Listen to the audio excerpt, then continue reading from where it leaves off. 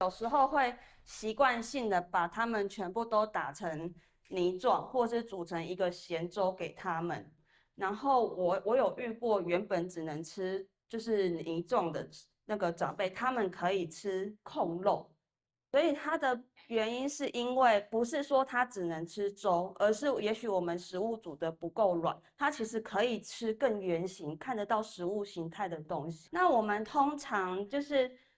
如果有咀嚼吞咽困难的人，他会可以去寻求，比如说医院会有一些治疗师、物理语言治疗师等等，可以去帮他们评估他们适合哪一种质地的饮食。然后我们食物可以先分成4种。不需咬细泥餐就是它，就像举例来讲，就像浓汤一样，它不需要咬，它可以直接用吞的吞下去，就是像把它打成糊状的、均质的、没有大小颗粒之分的那种形态。然后第5集呢，它是舌头压碎卵石，顾名思义，就是我只要靠舌头就可以把它压碎。举例来讲，就是那种煮的很软的狮子头绞肉打，里面是用那种细绞肉绞打的那种狮子头，它就可以直接这样去吃。那牙龈碎卵石呢，就是例如就像炒蛋，比较软的美式炒蛋，它可以用牙龈的力量把它碾碎，然后再去碾碎成比较小的颗粒，再去做吞咽的动作。然后最后一个就是，当然就是比较好咬的。那但是软质饮食第7类还是会建议把它切成3公分以内的小块状，它们是比较好咀嚼吞咽的。所以这个是一些范例。那以豆制品来讲好了，豆干就是属于容易咬软的饮食，但是还是建议要小于3公分。然后第二个呢是牙龈碎，就是你可以直接咬，那它的尺寸是小于1.5公分，就是它你用那个汤匙，它要用力才能压碎的那一种软硬度。那我们可能必须要注意的就是舌头压碎卵石，为什么它的尺寸会建议0.4公分？因为我们通常在咬东西、在吞的时候，大概0.4，我们是不用咬，可以口可以直接吞。所以如果你大于0.4公分，对于长辈来讲，他们可能就有可能有噎到的风险在。好，那不需咬心理餐，当然它就是更简单，就是你把它打成很均质的状态。但是要注意的是，这种细泥餐，如果你是打水分很多的，它如果喝水会呛到的，它也有可能会被呛到。所以像有一些水果，软的水果不一定代表它们适合吃，比如说西瓜很软，对不对？但是西瓜水很多，它可能就容易呛到。所以像这类的长辈，他们可能就会比较适合像火龙果、奇异果、木瓜这种。那我们来看一下，它是一个简单的范例。这个是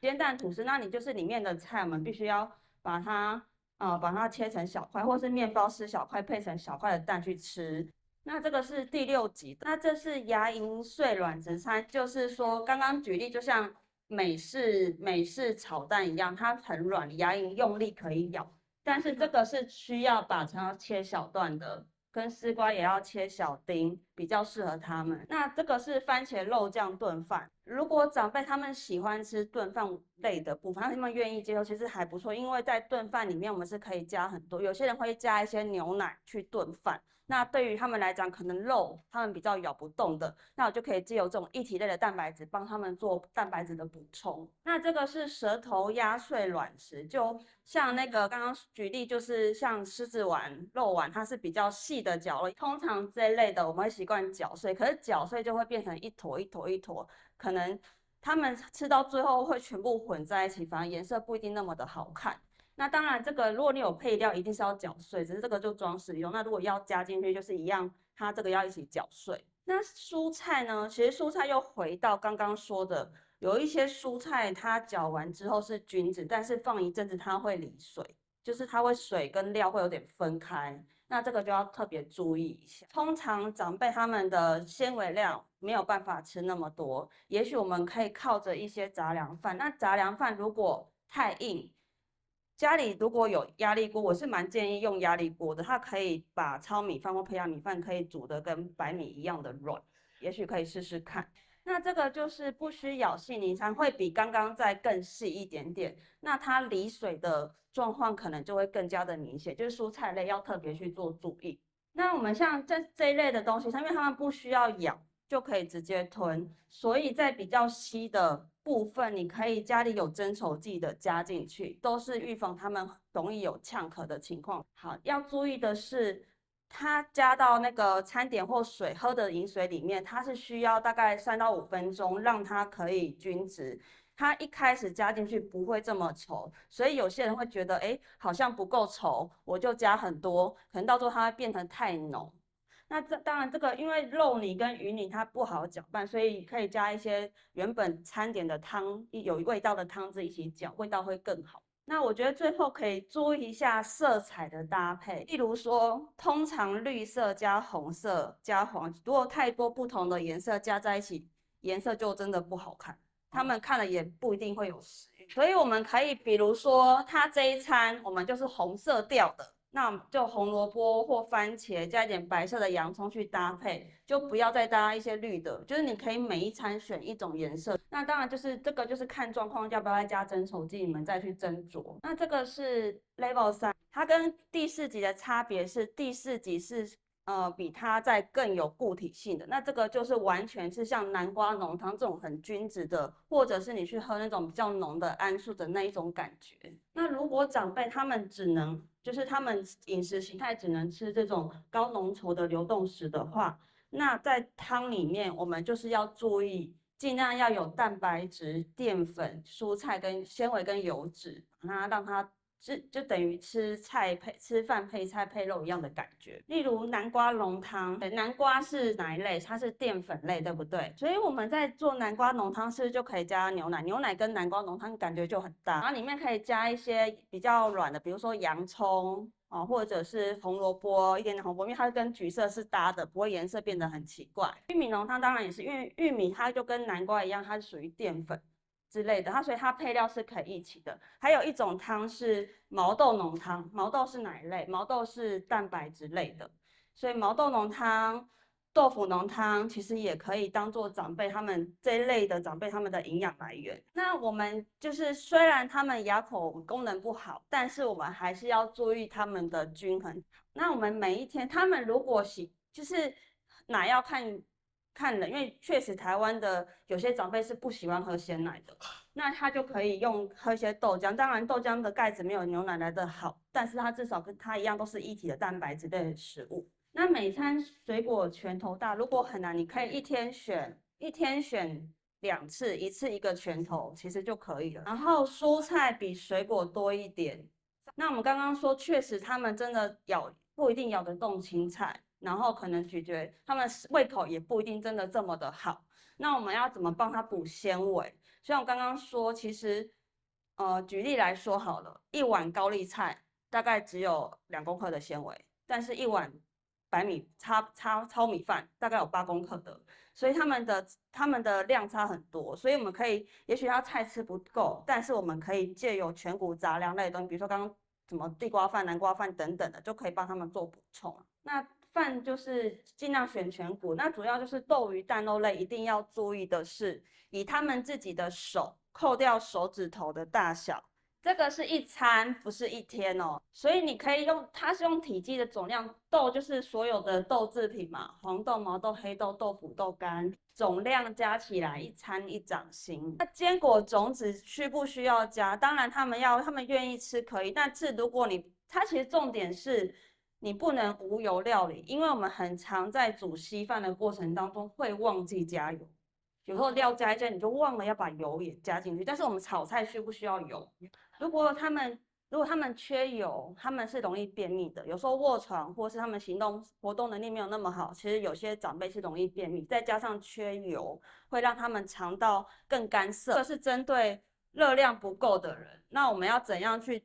借由餐节去提升他们的热量？我觉得营养品入菜是还蛮可以尝试的，比如说他们的稀饭里面可以加一些均衡配方。就是当然没有办法加很多，加1-2匙，但是每一餐都加一点，就可以让他们的热量。它这边是如何将食材软化的一些小技巧，像蔬菜类，第一个当然我们要先选择软质的蔬菜嘛，比如说丝瓜、萝卜、洋葱，这些比较软的青菜。那如果它是牙口还行，但是不能吃那么硬，也许我们的蔬菜你可以把一些比较粗的表皮去掉。比如说芦笋，其实你把外面那比较粗糙的皮削掉，它其实里面的再切小段，它芦笋是可以吃的。所以就是你可以用削皮的方式，或者是像香菇，外面比较润的，比较那个刃比较不好咬，你就切十字，多切刻花也行。那这个方式是，就是你放到，因为它洗干净，你放到冷冻，冷冻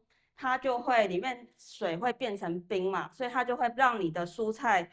就是把里面的纤维组织撑大，它就比较软。那蔬菜你也可以，就像它就可以放，你可以一批，就像刚刚做那个番茄肉酱一样就一批一批，他们一餐或一天需要多少量去煮，那你就比较不用花太多时间去炖。那蔬菜我们要怎样去让它味道更好？就是有时候吃蔬菜可能去增加它们的，我觉得主要是增加它的营养价值，可以用一些鸡蛋入菜，我觉得鸡蛋很百搭，什么菜都可以搭。但是这些就是大家先自己试试看，你觉得可以了，我们再给长辈吃，也许每个人感受是不一样的。再来就是，也许会有遇到一些茹素或吃早斋的，或初一十五吃素的长辈，豆制品。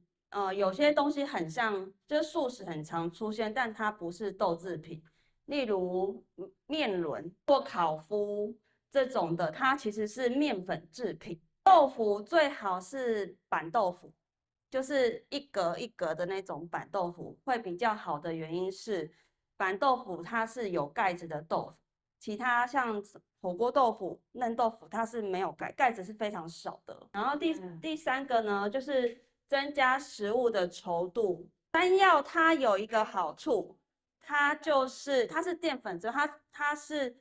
可以让东西搅打完。比较不会离水。然后第二个呢是木耳，这种都是天然的增稠剂，增加食物的稠度。因为有一些他们不喜欢用那种，就是比如说快灵宝这种商业配方，他们可能比较喜欢想要找天然的。那教大家，这是我之前学到一个方式，就是木耳你把它炖煮到很软，打成糊，它是不是会稠稠的，一坨一坨的？然后放到小朋友的那种或冰块盒、副食品盒。你把它分，然后长辈他们在喝汤的时候，你可以把它那一碗舀起来，加一些木耳冻下去加热，它就可以有一种天然增稠的效果在。最后就是你增加蔬菜，我们又不喜欢它吃太咸，所以可以用一些干料炒香，是可以增加食物的风味，又避免它们就是可以减少它们盐分的摄取量。那补充纤维的一些菜色。比如说地瓜粥，那我们想要帮他们预防便秘，其实主要就是水分、纤维跟刚刚讲的油脂类。那增加纤维的方式是尽量你可以让他每个餐饮，他可能没有办法吃一道菜，就是全部吃完，或是2道菜，就让他每一道都是有一点半荤素的感觉。那肉类呢？肉其实他们有很多是咬不动，那有几个方式，第一个呢，你可以先去。有那种肉锤，五金行就买得到了。把那个肉敲薄，然后肉它都会有一条白白的筋膜，你可以用那种剪刀把它剪掉。那如果这个是水果酵素，但是如果觉得凤梨汁很麻烦，你把凤梨切小块就好了，它一样会有这样的效果，就是稍微球就抓一抓，让它在冰箱大概腌个半小时。蛋白去抓一下肉，它可以锁水。还有一个就是切割法，我们肉是不是有纹路？一条一条的，要逆纹切。再来呢，这个是如果你在做一些肉丸子、绞肉类的东西，可以用这个方式。它这个方式就是绞肉，你不要一次加很多水，先加一点水，然后搅一搅，让它吸水，再加一次，大概重复3到5次，然后最后加点油去混一混，锁水，让它那个水分不要被，就是有时候你在做那个肉排，让它水分可以锁在肉里面。再来就是全谷杂粮类，最主要讲的就是刚刚说最难煮的糙米饭或胚芽米饭。那我这边要提醒，假如长辈他有慢性肾脏病，他不适合吃全谷杂粮，他只能吃白米饭。那它跟蔬菜其实有点像，它就是泡水之后。泡1天冷藏再冷冻，它的目的跟刚刚蔬菜就是借由水冷冻之后体积膨大，让里面的米粒的组织被破坏。那全谷杂粮我们要增加它，就是让它摄取是比较好比较好入口的。比如说像这种面包类、吐司类，就是让它配牛奶，然后沾一点，或直接用汤匙捞起，他们会比较方便吃。然后或者是说加一些油脂，它是可以让食材是比较滑顺的。比如说马铃薯沙拉，其实也蛮适合他们吃的。如果他们其实马铃薯沙拉，马铃薯换成地瓜会比较好，是因为马铃薯的纤维很少。或是你一半马铃薯一半地瓜，可以帮助他们增加他们的纤维摄取量。最后再来就是喝水，可是你们问他们常常会说我不渴。所以有一个很简单的方式，我觉得可以看他们缺不缺水，你去看他们上厕所的颜色会不会很深。如果很深，就算他不口渴，也代表他应该也是缺水的。但是他们喝水确实是容易，有些真的容易呛到。喝水容易呛的一些方式呢有哪些？第一个呢，因为他们可能一下子喝太多水到他们的口腔，所以他们容易呛到。然后有一个方法可以试着用吸管，就是让他们用吸管慢慢喝。我有遇过有一些长辈，他们用喝吸管，但他们会